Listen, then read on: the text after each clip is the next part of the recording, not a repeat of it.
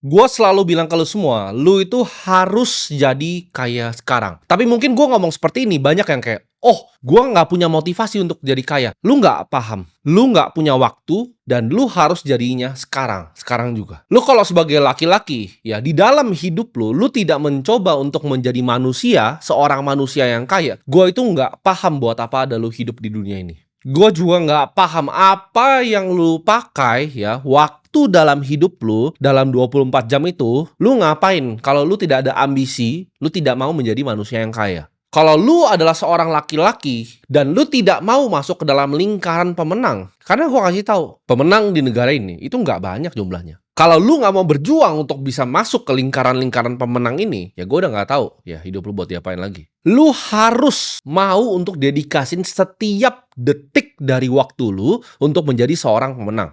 Kalau lu mau ke puncak, lu mau mendaki gunung yang beres, terjal, dan tinggi sekali, itu lu harus do whatever it takes. Apapun yang lu harus lakukan, lu lakukan. Apapun yang lu harus lakukan demi uang, lu lakukan. Dan lu harus berani untuk lakukan apapun. Mau lu naik, nanti kaki lu bisa patah, lu bisa jatuh dan mati, tapi lu coba untuk naik. Ini gue bisa janji ke lu ya.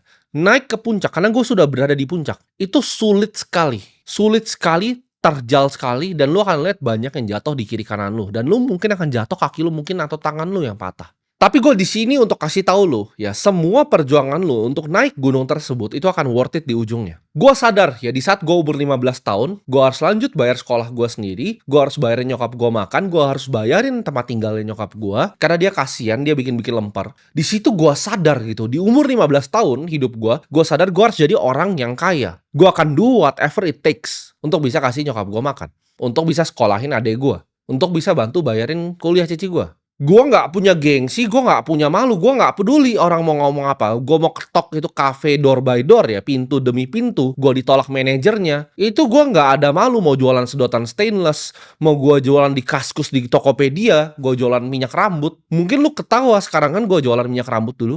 Gue ditolak jadi agent properti, ditolak ratusan kali. Ketika orang datang ke gue ditinggalin. Gue coba jadi wedding organizer, dibayar cuma 600.000 per hari. Semuanya gue coba, whatever it takes. Gue gak pernah berhenti ada ide baru. Selalu gue coba, gagal.